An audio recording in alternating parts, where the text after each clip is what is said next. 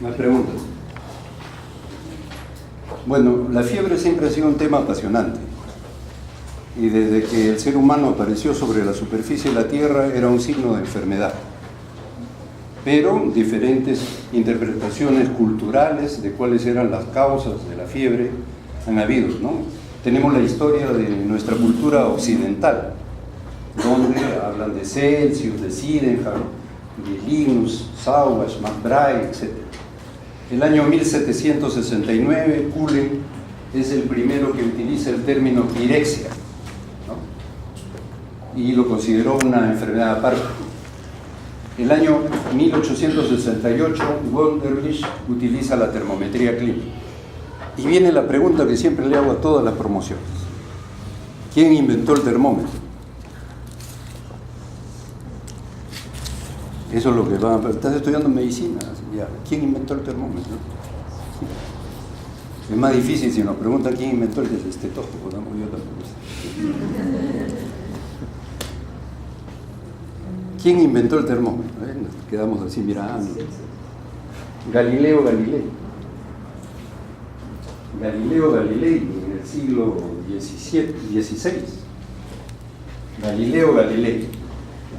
Y 2 siglos después todavía, o 3 siglos después, Wunderlich en Alemania recién comienza a colocarlo en la axila, en la nariz, en el oído, en la ingle, en la vagina, en el recto, ¿no? En la región sublingual, etcétera, y comienza a notar. Y es el padre, el creador ¿de qué? De la termometría clínica. Y es el que motivó que en sus clases de semiología les enseñaran las curvas febriles, porque tenían para esa época utilidad para llegar al diagnóstico de la enfermedad. Y les enseñaron a ustedes, ¿no?, las curvas febriles: fiebre continua, fiebre remitente, fiebre intermitente, fiebre ondulante, fiebre éctica. Y se acuerdan, ¿no? Estudiaron para el examen, no para aprender. Fiebre continua, la diferencia entre la temperatura máxima y mínima, menos de 1 grado. Ejemplo típico, fiebre tifoidea. Entonces, si el médico encontraba ese tipo de conducta, puede ser una fiebre tifoidea. Fiebre continua. Fiebre intermitente, la máxima y la mínima, la diferencia es mayor de 1 grado. Pero la mínima cuando bajaba por debajo de lo normal, ¿no? Entonces tenían ustedes los picos. Ejemplo, en la paludismo, la malaria, abscesos. Fiebre remitente, cuando la diferencia también es de 1 grado, pero no llega a la línea de base normal, la temperatura mínima, ¿cierto? Entonces podrían ustedes también tener cuadros de neumonías, de bronconeumonías con esas características. La fiebre ondulante, cuando duraba 4 o 5 días la hipertermia, luego había un periodo de apirexia y nuevamente 4 o 5 días nuevamente de fiebre. La fiebre éctica de presentación vespertina, ¿no?, en relación a la tuberculosis, a los linfomas, con sudoración nocturna, brucelosis también. Entonces, después de ese rápido recuerdo de termometría clínica y sus clases de introducción a la clínica, llegamos al siglo XIX, donde todavía los conceptos, siglo XX, al inicio, los primeros 50 años, había claro el concepto de que la fiebre era ocasionada por agentes exógenos, bacterias, virus, hongos, parásitos, riquecias, etc., ¿no? Y hay un punto de quiebre.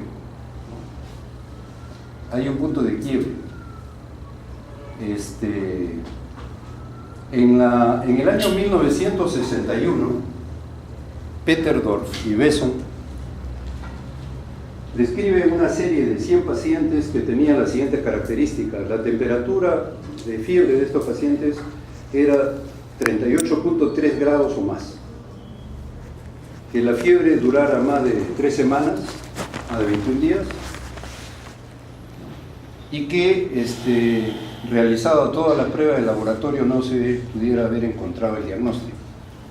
Este periodo de la duración de las semanas después fue reducido con el avance de las pruebas de laboratorio en los hospitales. Se les enseñó probablemente en sus clases también de introducción a la clínica cómo se producía la fiebre o la hipertermia, ¿se acuerdan?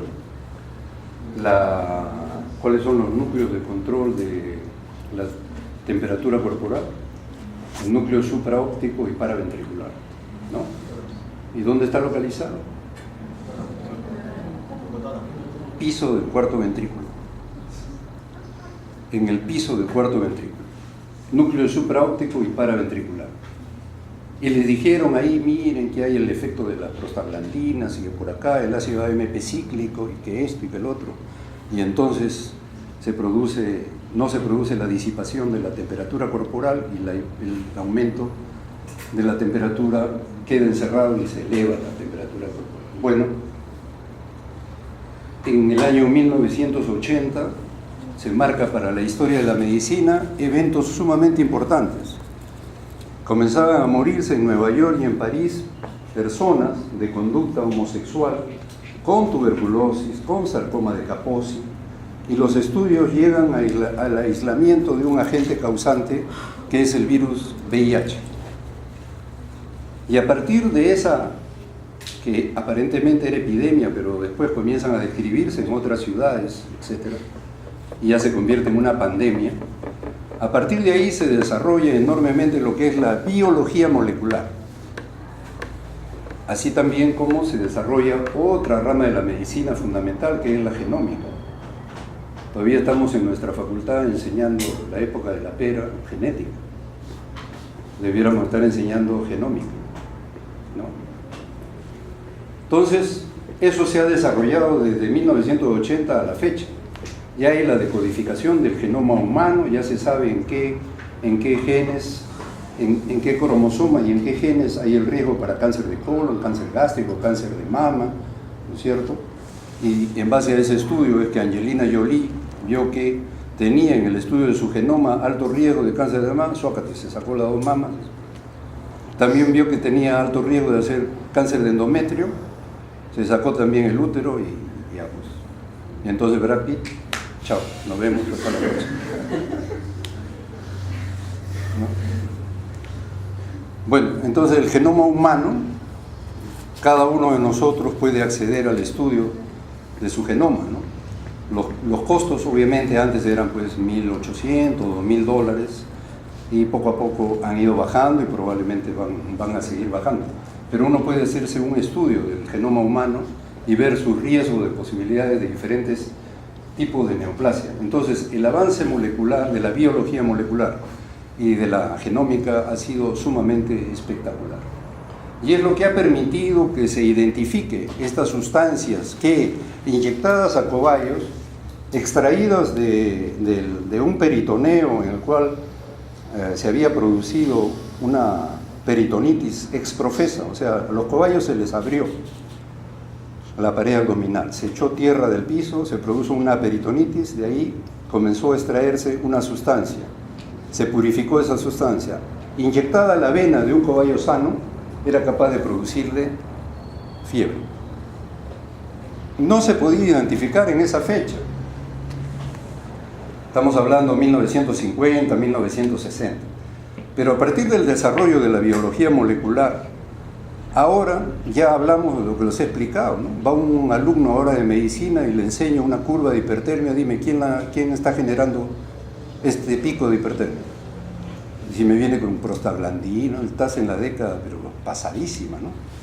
Tiene que decir, doctor, interleuquina 1, interleuquina 6. Y cuando le enseño el resultado de una proteína C reactiva, ¿quién está generando esto? Interleuquina 6. Así tiene que responder. Y si le enseño el hemograma y hay leucocitosis, neutrofilia, desviación izquierda, ¿quién está produciendo esto? El factor estimulante del crecimiento de colonia y granulocitos, que es otra interleuquina. O sea, después de esta clase ya no me están hablando como el año pasado, el siglo pasado, ¿no? ¿Ok? Entonces, así ha permitido el desarrollo de esa pandemia de la biología molecular, que ahora ya no tiene quien la pare, ¿no? Estamos hablando de sustancias inhibidoras o bloqueadoras de receptores moleculares, y ustedes los han visto en su clase de reumatología, ahora en su clase de enfermedad inflamatoria intestinal, para la enfermedad de Crohn, sustancias, también en su clase de hematología, el rituximab, para el cáncer de colon, el bevacizumab, el Avastin, inhibidor del factor de angiogénesis. Es desarrollo espectacular de la biología molecular, y ahora en el tratamiento del cáncer ya se habla de terapia biológica, ¿no es cierto? Terapia biológica. Estos son los criterios de Peter Dofribeso: fiebre de más de 3 semanas de duración, temperatura mayor de 38.3 en varias ocasiones, y tercero, un diagnóstico incierto después de haberlo tenido al paciente hospitalizado 1 semana y no tengo diagnóstico claro. Son los 3 elementos para decir que estamos frente a un paciente con fiebre de origen oscuro. La conclusión fundamental de la mayor parte de investigadores sobre este tema es que al final la causa de la fiebre son enfermedades comunes, conocidas, de inusual presentación clínica, ¿no? En la era preantibiótica era la sífilis, la tuberculosis, la brucelosis. Ahora indudablemente tenemos pues las neoplasias principalmente.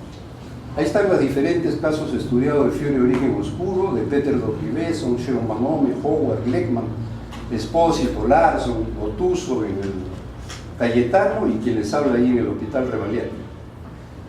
Entonces, fíjense ustedes, siempre hay las siguientes categorías diagnósticas. Primero, infecciones, ¿no es cierto? Para Peter Dofribeso, el mayor porcentaje de sus casos, infecciones, 36%. Segundo lugar, las neoplasias. En tercer lugar, las enfermedades del colágeno. Y más o menos en todas las series se repite, ¿no? Infecciones, neoplasias y enfermedades del colágeno. Y un grupo misceláneo, variado, de uno que otro caso de sinusitis, de histiocytosis medular maligna, etc. Bueno, solamente la serie de Larson, de 105 casos, es la que en primer lugar se presentan las neoplasias y en segundo lugar las causas infecciosas, y finalmente las enfermedades antiguamente llamadas enfermedades de colágeno, y actualmente las llamamos enfermedades autoinmunes. Muy bien, de las enfermedades de etiología infecciosa, a la cabeza en el Hospital Revalliati los abscesos intraabdominales criptogenéticos de origen no bien determinado, que no tienen antecedente quirúrgico, etc. En segundo lugar, el Mycobacterium tuberculoso. En la serie de Botuso, en primer lugar está el Mycobacterium tuberculoso. Después, los abscesos intraabdominales. Fíjense, la fiebre tifoidea también ocupa un lugar importante como fiebre de origen oscuro, debido al tratamiento que en forma irregular hacen los pacientes. Van a la farmacia y le dicen: estoy con fiebre, ¿qué me puedes dar? Y entonces se recetaba el Bactrin, Septrin, así como caramelo, y ahora se receta como caramelo la ciprofloxacina también, ¿no?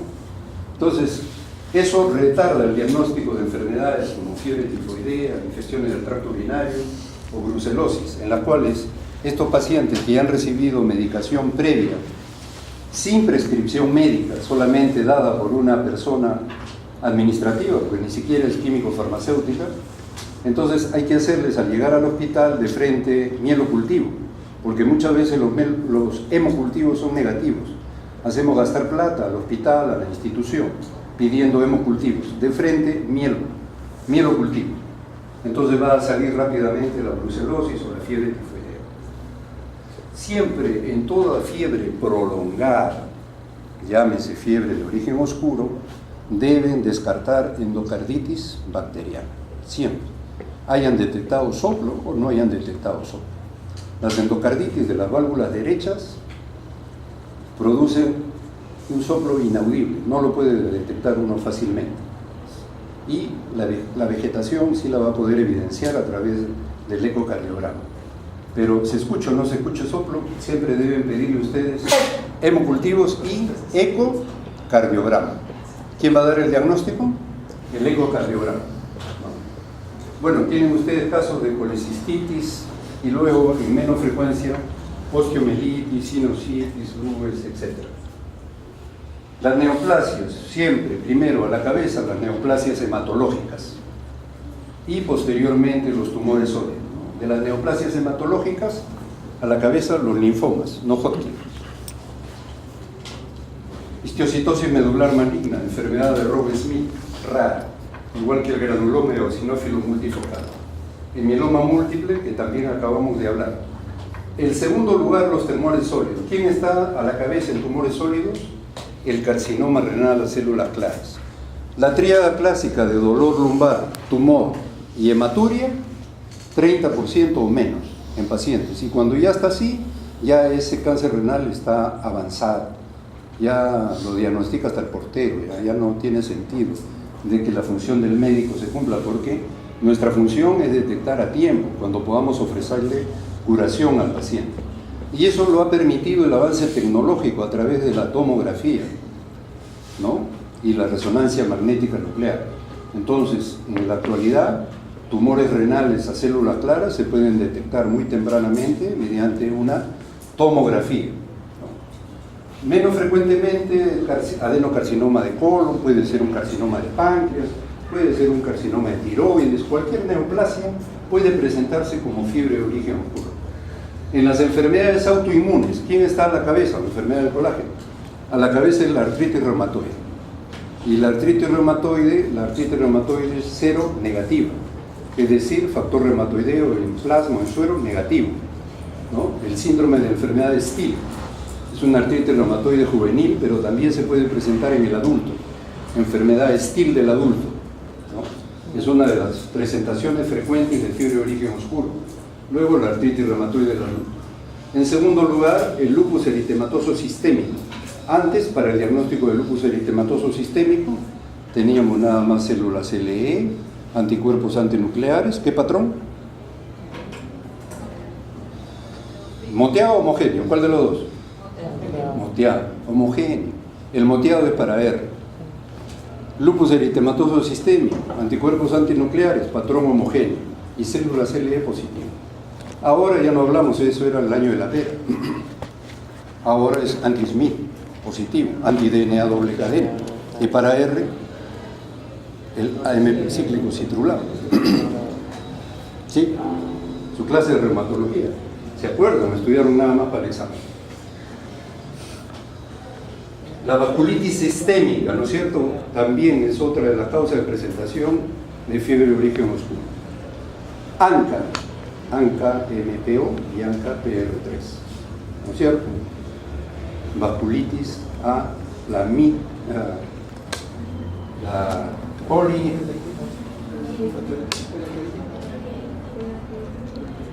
poliangiopatía microscópica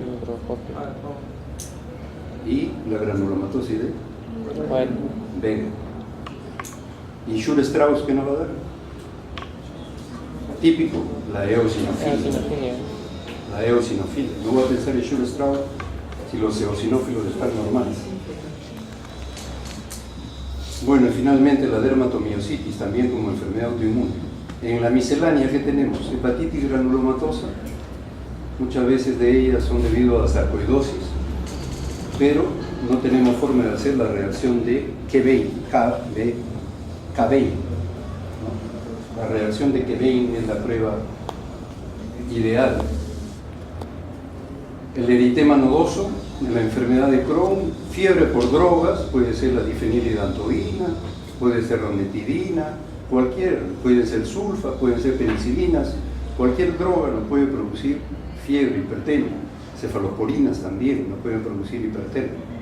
Y finalmente la fiebre ficticia, fiebre facticia, que es la que, como hay una enfermera para 20 pacientes de un servicio de 40, 2 enfermeras nomás, van y colocan el termómetro y se van. Entonces el paciente mete en agua caliente o se frota, lo vuelve a poner, cuando regresa, está con fiebre, tiene que seguir hospitalizado, no se va de alta. Entonces tiene una ganancia secundaria, ¿no? Es cuando el paciente manipula el termómetro. Fiebre ficticia, fiebre facticia. De las causas infecciosas, dentro de ellas la tuberculosis, fíjense, la forma miliar o de diseminación hematógena es la más frecuente. Luego la tuberculosis broncopulmonar, la pleuresía tuberculosa, la tuberculosis ganglionar, tuberculosis renal. La intestinal y la cutánea son menos frecuentes. En cuanto a los abscesos, ¿qué localización tuvieron? Entre el hígado y el lecho vesicular, así como entre el riñón y la celda perinéfrica, tenemos la mayor zona donde fijar la mirada. Sospechamos de abscesos intraabdominales, hígado y lecho vesicular. Luego riñón y celda perinéfrica. Es la zona donde se encuentra la mayor concentración de abscesos intraabdominales. Más raro, absceso esplénico, pancreático, fondo del saco de Douglas, retrovesical, que pueden ser evidenciados por la tomografía sea computerizada o mediante la gamografía. La tuberculosis es una forma de presentación, algunas veces, sobre todo en pacientes de edad avanzada, un poco atípica, en la que simplemente el paciente va por astenia, decaimiento y baja de peso. Son síntomas inespecíficos, pero que sabemos que están relacionados ¿a qué? Al factor de necrosis tumoral. La prueba de tuberculina en muchos de estos pacientes es negativa, hasta en un 60%. Es importante en un paciente que ustedes tengan con fiebre de origen oscuro tomarle placa de pulmones en 2 posiciones, antero-posterior y lateral, semanalmente, porque en una de esas puede aparecer la siembra miliar y ustedes la pueden detectar en ese momento. A veces la primera placa es negativa, pero en algún momento, haciéndole controles semanales, se puede detectar esto. En cuanto a los abscesos intraabdominales, ya ustedes han visto el absceso piógeno, el absceso amebiano, ¿no? Dolor en hipocondrio derecho, fiebre, ¿no? Estos pacientes con absceso piógeno, bueno, pueden tener diseminación al tracto biliar, pueden causar sepsis, etc. Otras localizaciones, osteomielitis, etcétera, son de menor frecuencia. La endocarditis bacteriana, los signos que se describen de la presencia de petequias, las hemorragias subunguiales, los nódulos de Osler o la mancha de Roth, yo en mi vida las he visto. La describen los antiguos semiólogos, pero en la práctica clínica ya no se visualiza eso. Lo importante es tener la sospecha de endocarditis siempre presente en todo paciente con fiebre de curso prolongado y pedirle su ecocardiografía. Y la ecocardiografía le va a dar el diagnóstico inmediato, porque eso demora lo mucho 40 minutos, 1 hora. Bueno, en cuanto a la brucelosis, esa sí es una patología frecuente en nuestro medio, donde predomina la brucela melitensis, ¿no? Entonces, cuando se come papita a la huancaína hay que tener mucho cuidado. Hay algunos que les gusta la papita a la huancaína con ese queso saladito, y entonces lo compran en el mercado, y generalmente el más saladito es queso de cabra, pero en el mercado te venden el queso que no está pasteurizado, y entonces si comes afuera te puedes ganar el premio de una brucelosis por tu papita a la huancaína, hecho con quesito de cabra, no pasteurizado. Ya sabemos, ¿no?, que la prueba de rosa de Bengala y el mielo cultivo, ¿en qué medio? ¿Cómo se llama el medio para cultivar la brucela?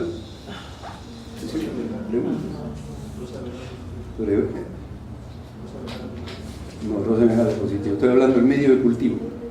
¿En qué medio de cultivo cultiva la brucela? Para aislar la brucela. El medio de, ustedes han hecho bacteriología, Ruiz Castañeda. Medio de Ruiz Castañeda. ¿En qué medio se cultiva el micobacterio tuberculoso? Eso ya es el ABC, pues. No está preguntando en la brucela, Ruiz Castañeda, tiene que contestar. Viene así la pregunta del enano, rápido, al toque, no debo demorar mucho. Bien, en cuanto a las infecciones virales, bueno, siempre hay una excepción a la regla. Los parámetros que pusieron Peterdorf y Besson era porque los procesos virales generalmente duran 1 semana y se autolimitan. Pero hay siempre alguien que sale fuera de la norma. Y dentro de ellos hay virus de periodos mucho más largos, de cuadro febril. Citomegalovirus, Epstein-Barr virus, ¿no?, en los cuales la fiebre puede durar hasta 35 días. Entonces hay que tenerlos en consideración.